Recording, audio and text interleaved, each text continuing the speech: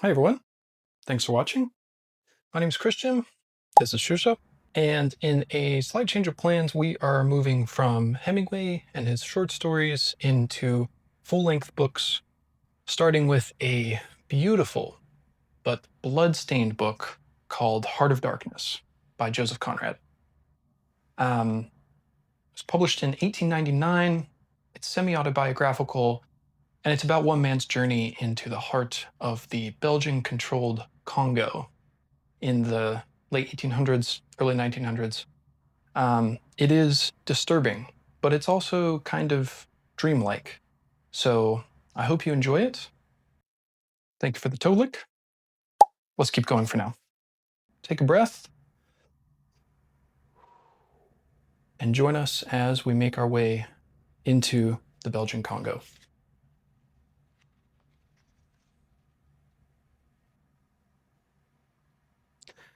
The Nelly, a cruising yawl, swung to her anchor without a flutter of the sails and was at rest. The flood had made, the wind was nearly calm, and being bound down the river, the only thing for it was to come to and wait for the turn of the tide. The sea reach of the Thames stretched before us like the beginning of an interminable waterway. In the offing, the sea and the sky were welded together without a joint, and in the luminous space, the tanned sails of the barges drifting up with the tide seemed to stand still in red clusters of canvas, sharply peaked with gleams of varnished sprits. A haze rested on the low shores that ran out to sea in vanishing flatness. The air was dark above Gravesend, and further back still seemed condensed into a mournful gloom, brooding motionless over the biggest and the greatest town on earth. The director of companies was our captain and our host. We four affectionately watched his back as he stood in the bows, looking to seaward. On the river, there was nothing that looked half so nautical.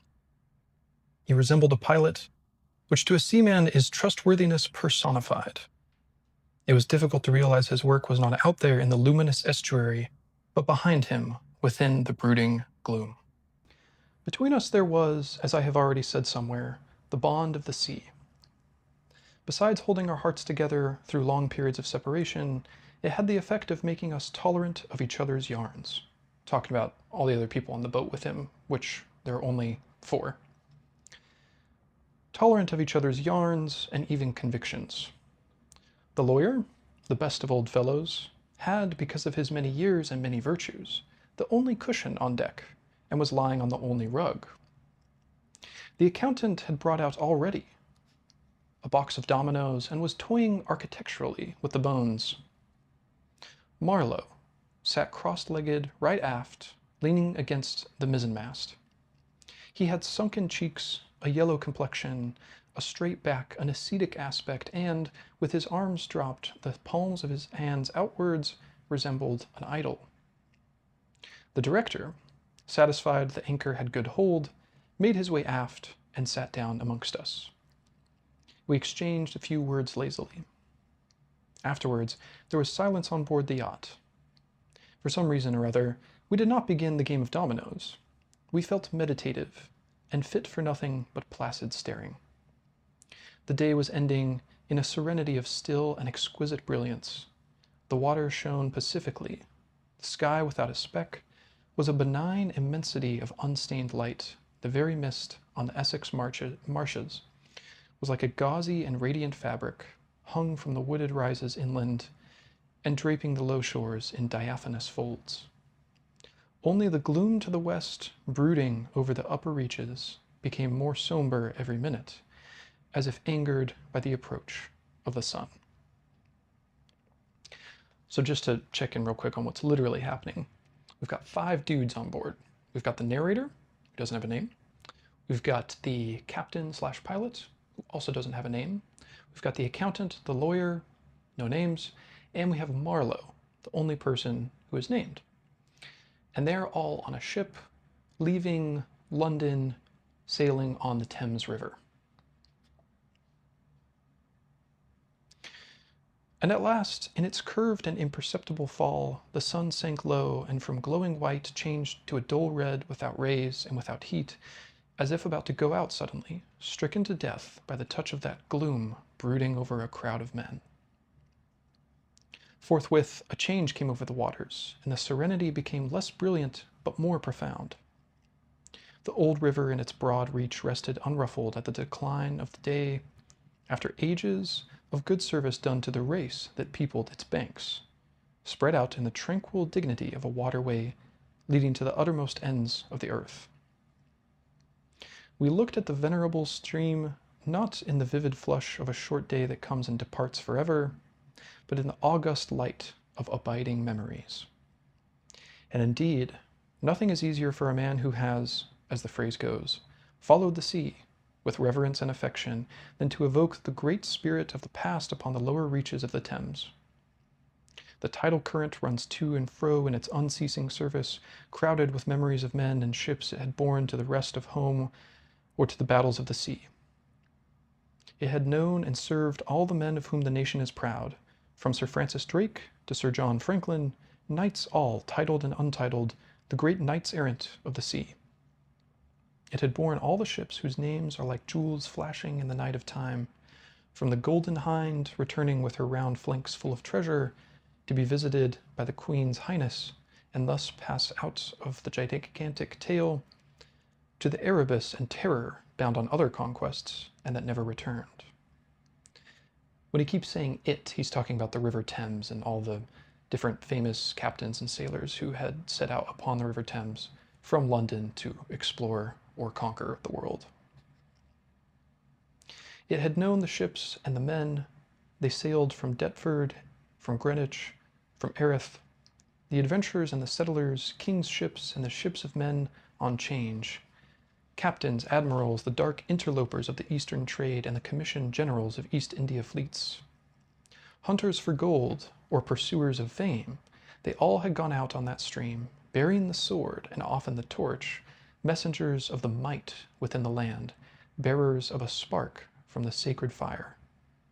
What greatness had not floated on the ebb of that river into the mystery of an unknown earth?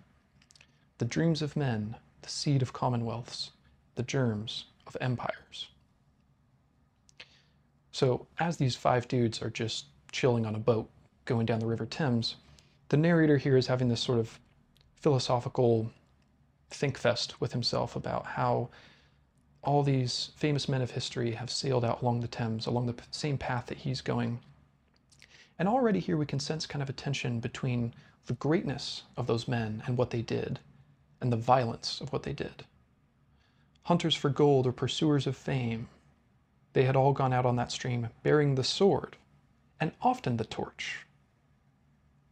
Bearing the sword, they're definitely violent.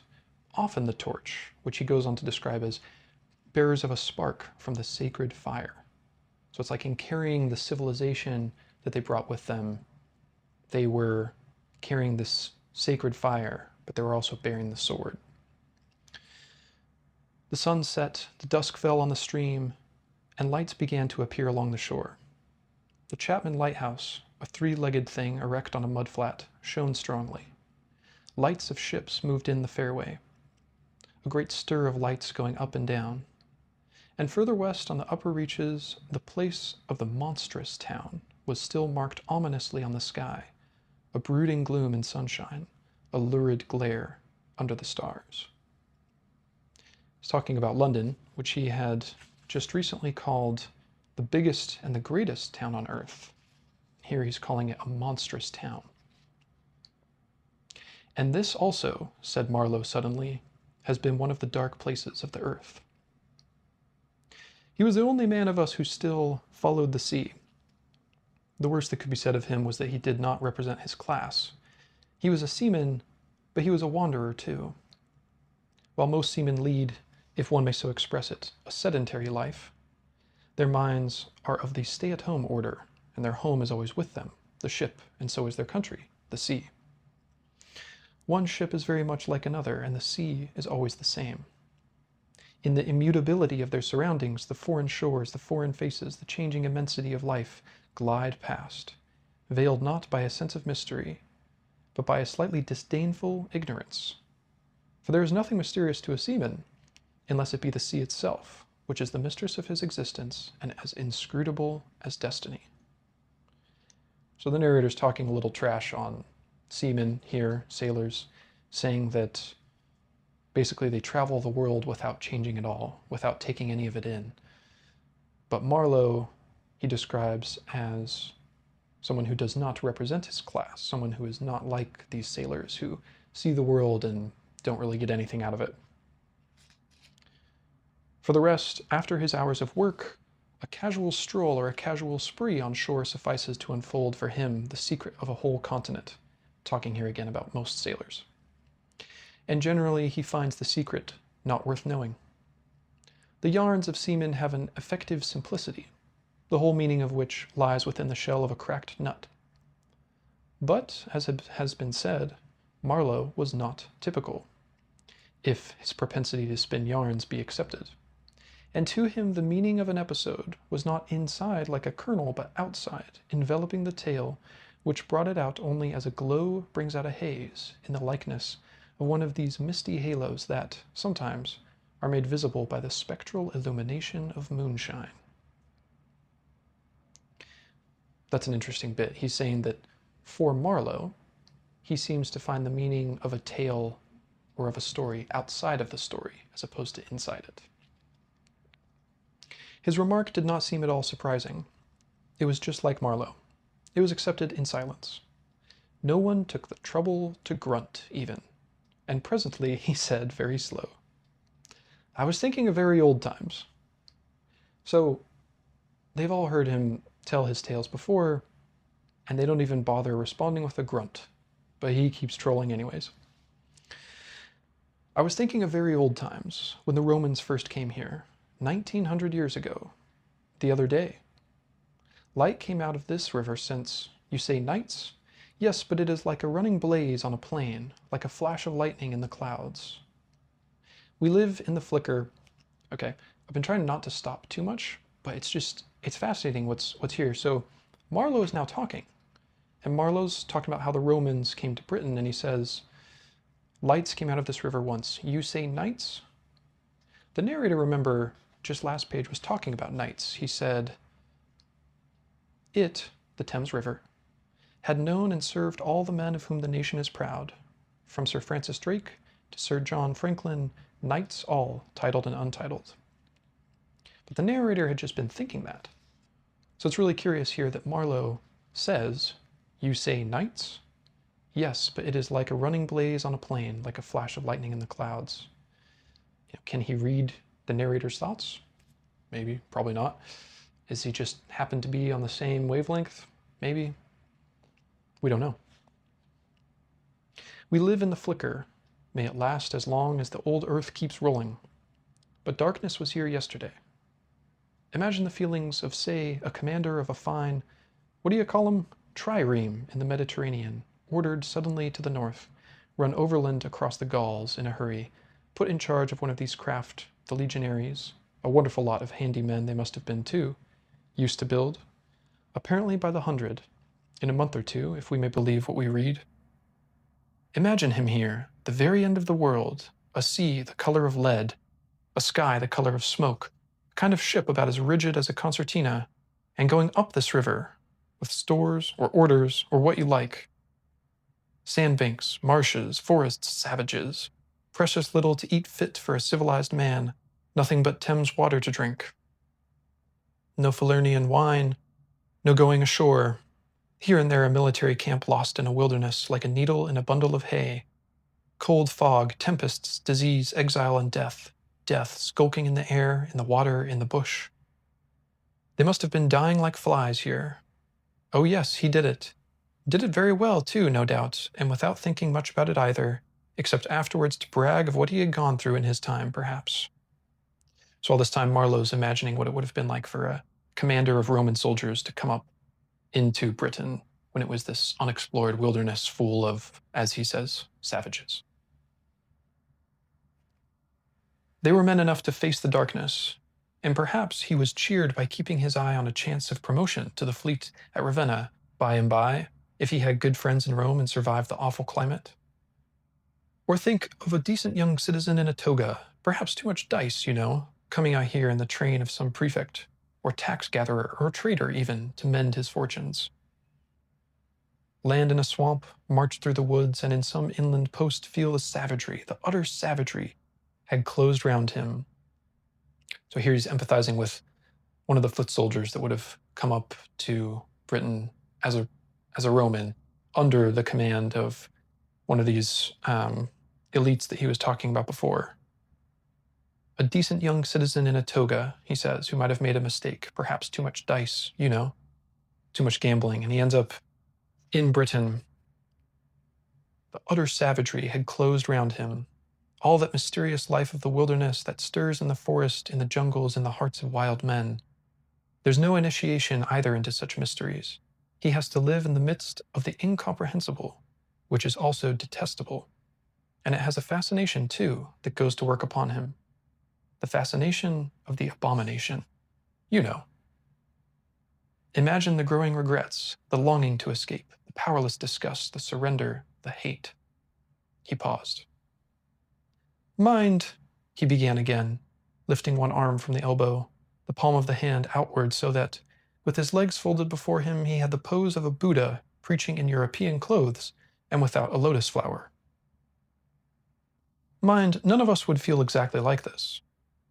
What saves us is efficiency, the devotion to efficiency. But these chaps were not much account, really. They were no colonists. Their administration was merely a squeeze and nothing more, I suspect. So he's saying that as the British have gone out and conquered the world, colonized it, they were somehow better and different than the Romans.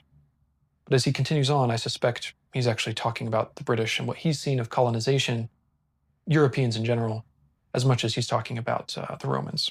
But he's technically talking about the Romans. They were no colonists. Their administration was merely a squeeze and nothing more, I suspect. They were conquerors, and for that you want only brute force.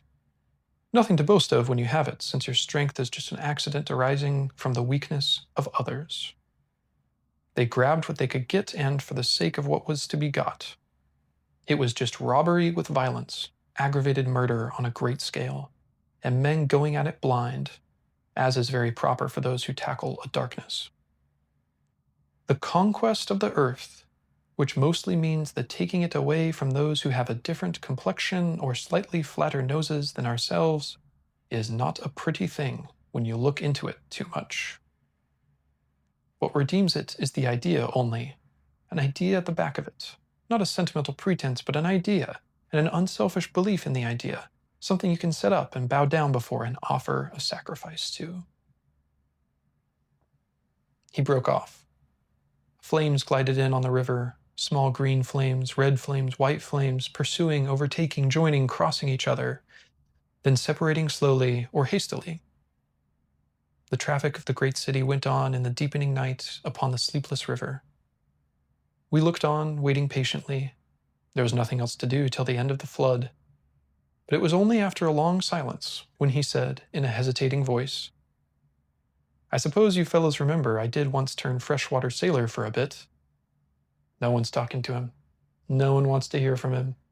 But Marlowe pipes up again. And the funny thing is, this is the rest of the book that's about to start. So the narrator and the text itself portrays Marlowe as this guy that no one really wants to listen to, and he's just some annoying old sailor who can't help but tell his stories.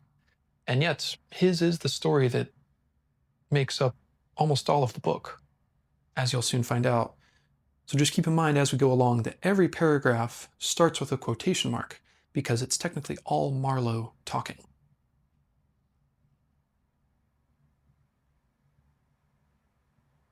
So he says, I suppose you fellows remember I did once turn freshwater sailor for a bit. That we knew we were fated before the ebb began to run to hear about one of Marlowe's inconclusive experiences. So just one more time. The narrator says, it was only after a long silence when he, Marlowe, said, in a hesitating voice, I was once a freshwater sailor. And then they knew they were about to hear one of Marlowe's inconclusive experiences. And here's Marlowe again. I don't want to bother you much with what happened to me personally, he began, showing in this remark the weakness of many tellers of tales, who seem so often unaware of what their audience would best like to hear. Yet to understand the effect of it on me, you ought to know how I got out there, what I saw, how I went up that river to the place where I first met the poor chap. It was the furthest point of a navigation and the culminating point of my experience. It seemed somehow to throw a kind of light on everything about me and into my thoughts. It was somber enough, too, and pitiful, not extraordinary in any way, not very clear either. No, not very clear. And yet it seemed to throw a kind of light. I had then, as you remember, just returned to London after a lot of Indian Ocean, Pacific, China Seas, a regular dose of the East, 6 years or so, and I was loafing about, hindering you fellows in your work and invading your homes, just as though I had got a heavenly mission to civilize you. It was very fine for a time, but after a bit I did get tired of resting. it was it was very fine for a time, he says, and he's talking about like bothering people for 6 years while he was loafing about, hindering you fellows in your work and invading your homes. Anyway, then I began to look for a ship. I should think the hardest work on earth. But the ships wouldn't even look at me, and I got tired of that game too. His job market sucked. Now, when I was a little chap, I had a passion for maps. I would look for hours at South America or Africa or Australia and lose myself in all the glories of exploration. At that time, there were many blank spaces on the Earth, and when I saw one that looked particularly inviting on a map, but they all looked that, I would put my finger on it and say, when I grow up, I will go there. The North Pole was one of these places, I remember. Well, I haven't been there yet, and shall not try now. The glamour's off. Other places were scattered about the equator, and in every sort of latitude, all over the two hemispheres. I've been in some of them, and, well, we won't talk about that. But there was one yet, the biggest, the most blank, so to speak, that I had a hankering after. True, by the time it was not a blank space, by this time it was not a blank space anymore. It had got filled since my boyhood with rivers and lakes and names.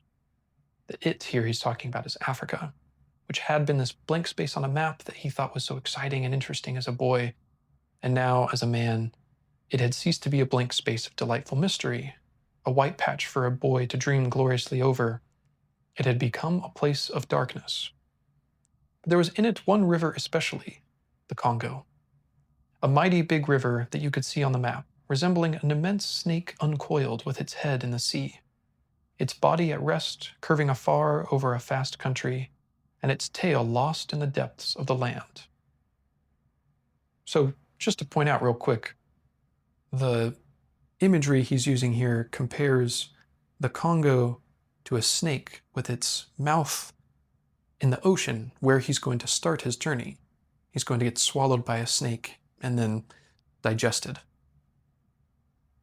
As I looked at the map of it in a shop window, it fascinated me, like a snake would be a bird, like a snake would a bird, a silly little bird.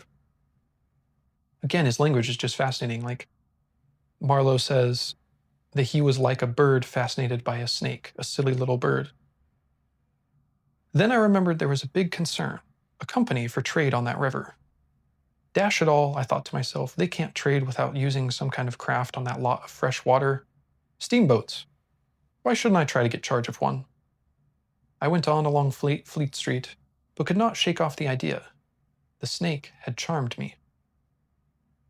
You understand, it was a continental, that is to say European, concern, that trading society. But I have a lot of relations living on the continent, because it's cheap and not so nasty as it looks, they say. I am sorry to own I began to worry them. This was already a fresh departure for me. I was not used to getting things that way, you know. I always went my own road and on my own legs where I had a mind to go. I wouldn't have believed it of myself, but then, you see, I felt somehow I must get there by hook or by crook. So I worried them. So he's used to landing a job by himself, but now he has to reach out to his family and attempt to become a Nepo baby. The men said, "My dear fellow," and did nothing. Then, would you believe it? I tried the woman. I, Charlie Marlowe, set the woman to work to get a job. Heavens! Well, you see, the notion drove me. I had an aunt, a dear enthusiastic soul. She wrote, "It will be delightful. I am ready to do anything, anything for you. It is a glorious idea. I know the wife of a very high personage in the administration, and also a man who has lots of influence with, etc., etc." So his attempts to be a Nepo baby are working out because he has an aunt who knows someone in this company that is operating in Africa. She, his aunt, was determined to make no end of fuss to get me appointed skipper of a river steamboat if such was my fancy. I got my appointment, of course, and I got it very quick. It appears the company had received news that one of their captains had been killed in a scuffle with the natives. This was my chance. let me just repeat that real quick. One of their captains had been killed in a scuffle with the natives. This was my chance. And it made me the more anxious to go. It was only months and months afterwards, when I made the attempt to recover what was left of the body, that I heard the original quarrel arose from a misunderstanding about some hens. Yes, 2 black hens. Friesleven, that was the fellow's name, a Dane, thought himself wronged somehow in the bargain, so he went ashore and started to hammer the chief of the village with a stick. Oh, it didn't surprise me in the least to hear this, and at the time to be told that Friesleven was the gentlest, quietest creature that ever walked on 2 legs. And there's this strange sense of just accepting the contradictory here in the book. No doubt he was the kindest, quietest creature.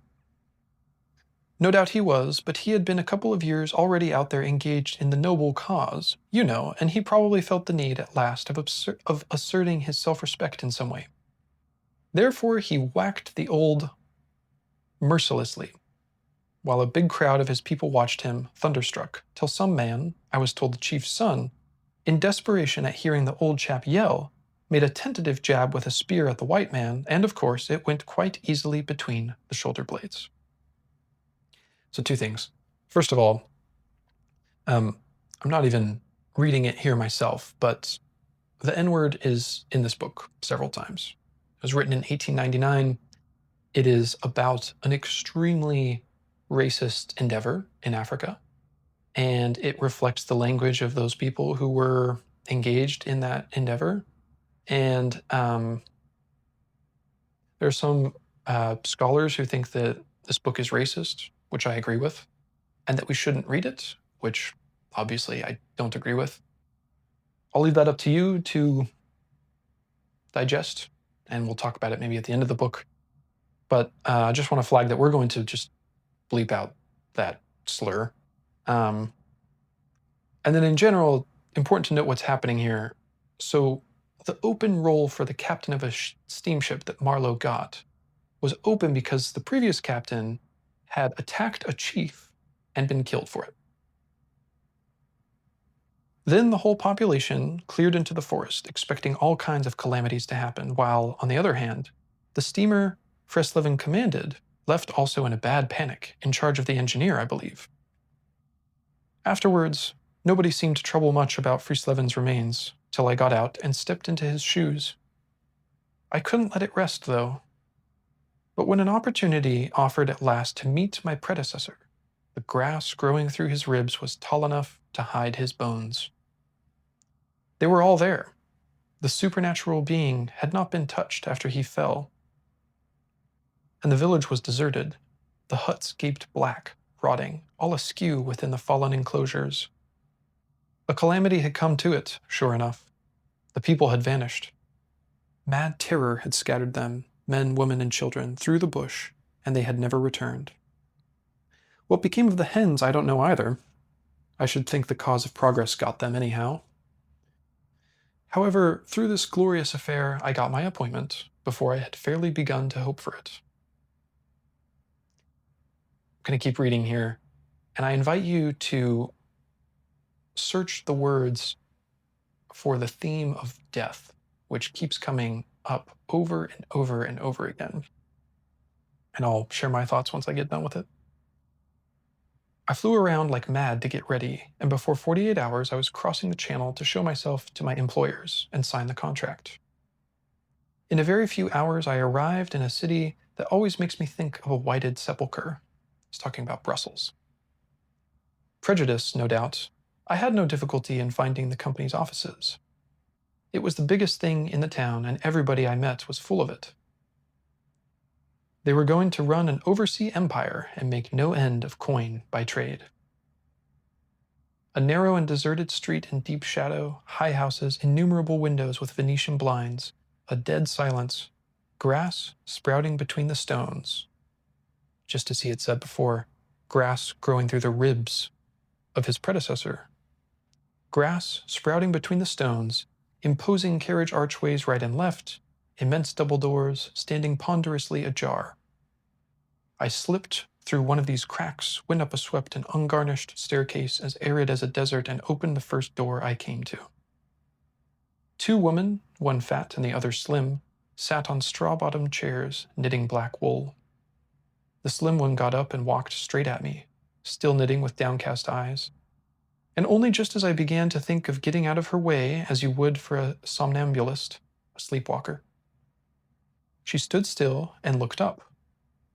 Her dress was as plain as an umbrella cover, and she turned round without a word and preceded me into a waiting room.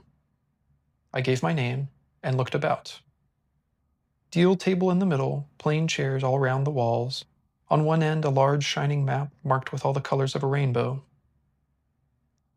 There was a vast amount of red, good to see at any time, because one knows that some real work is done in there, a deuce of a lot of blue, a little green, smears of orange, and on the east coast a purple patch to show where the jolly pioneers of progress drink the jolly lager beer. However, I wasn't going into any of these. I was going into the yellow, dead in the center. And the river was there, fascinating, deadly, like a snake. Oof! A door opened, a white-haired secretarial head, but wearing a compassionate expression, appeared, and a skinny forefinger beckoned me into the sanctuary. Again, just to check in about what's literally happening, this is effectively his onboarding with HR for this company that's operating in the Congo. The light of the room was dim, and a heavy writing desk squatted in the middle. From behind that structure came out an impression of pale plumpness in a frock coat. The great man himself, the head of the company.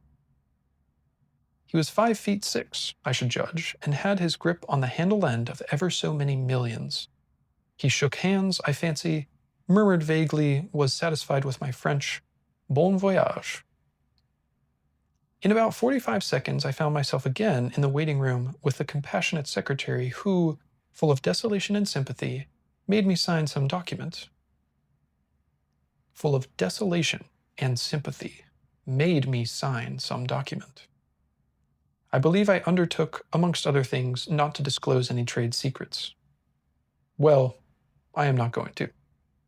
Or so Marlowe says. I began to feel slightly uneasy. Only now? You know, I am not used to such ceremonies, and there was something ominous in the atmosphere. It was just as though I had been let into some conspiracy. I don't know, something not quite right, and I was glad to get out. In the outer room, the two women knitted black wool feverishly. People were arriving, and the younger one was walking back and forth introducing them. The old one sat on her chair. Her flat cloth slippers were propped up on a foot warmer, and a cat reposed on her lap. She wore a starched white affair on her head, had a wart on one cheek, and silver-rimmed spectacles hung on the tip of her nose. She glanced at me above the glasses. The swift and indifferent placidity of that look troubled me. Two youths with foolish and cheery countenances were being piloted over, and she threw at them the same quick glance of unconcerned wisdom. So just as he's entering this conspiracy, as he calls it, he gets the sense that she understands what it is, this woman who essentially works in HR, and he does not.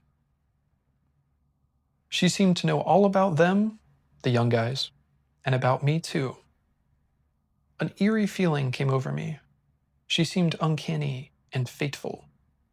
Often far away there, I thought of these two, guarding the door of darkness, knitting black wool as for a warm pall, one introducing continuously to the unknown, the other scrutinizing the cheery and foolish faces with unconcerned eyes.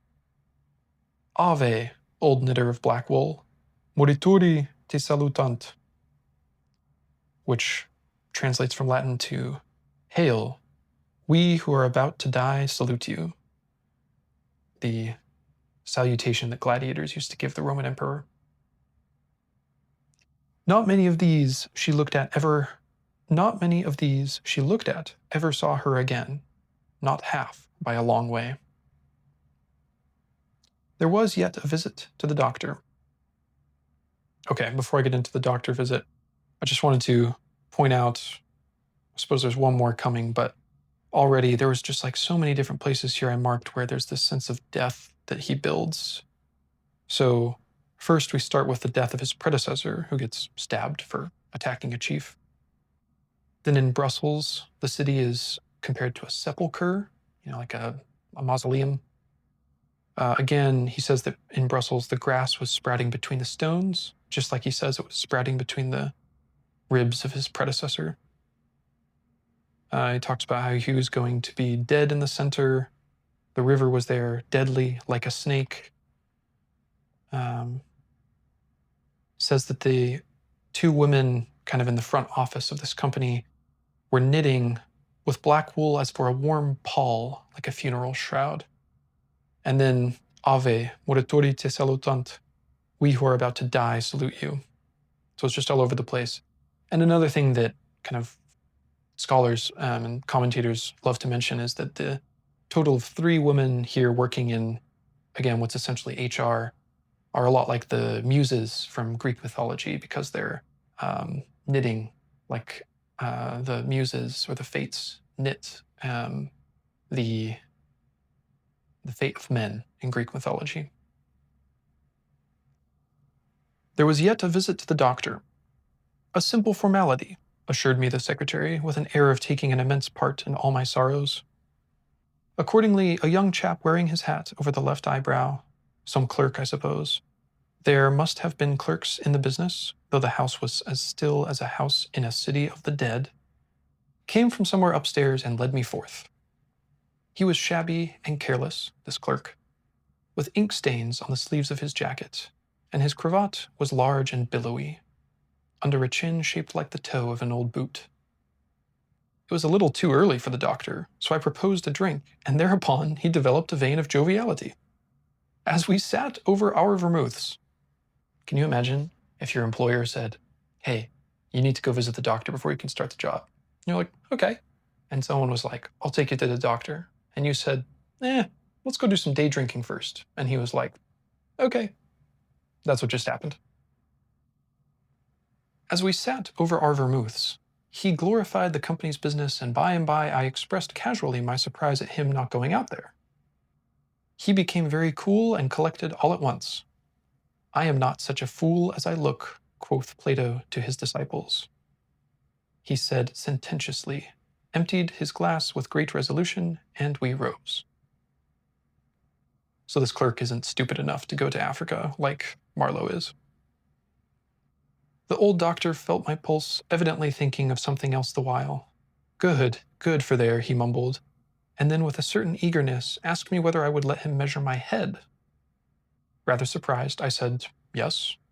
When he produced a thing like calipers and got the dimensions back and front and every way, taking notes carefully, he was an unshaven little man in a threadbare coat, like a gabardine, with his feet in slippers, and I thought him a harmless fool. I always ask leave in the interests of science to measure the crania of those going out there, he said. And when they come back too, I asked. Oh, I never see them, he remarked. And moreover, the changes take place inside, you know. He smiled, as if at some quiet joke. So this doctor is just being like disturbing as hell, asking to measure his head before he goes and saying that he never sees the people who come back. So you were going out there. Famous. Interesting, too. He gave me a searching glance and made another note. Ever any madness in your family? he asked in a matter-of-fact tone. I felt very annoyed. Is that question in the interests of science too? It would be, he said, without taking any notice of my irritation. Interesting for science to watch the mental changes of individuals on the spot. But, are you an alienist? I interrupted.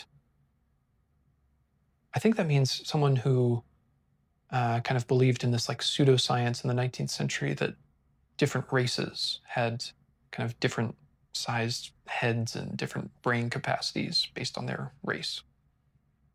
Very 19th century white guy stuff. Every doctor should be, a little, answered that original imperturbably. I have a little theory which you messieurs who go out there must help me prove. This is my share in the advantages my country shall reap from the possession of such a magnificent dependency.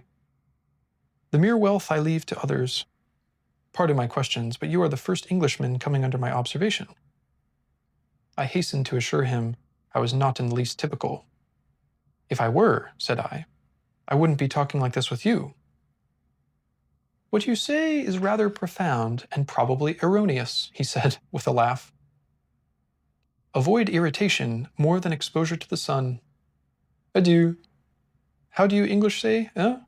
Goodbye. Ah, goodbye. Adieu. In the tropics, one must before everything keep calm. He lifted a warning forefinger. Du calme, du calme. Adieu. One thing more remained to do, say goodbye to my excellent aunt. I found her triumphant. I had a cup of tea.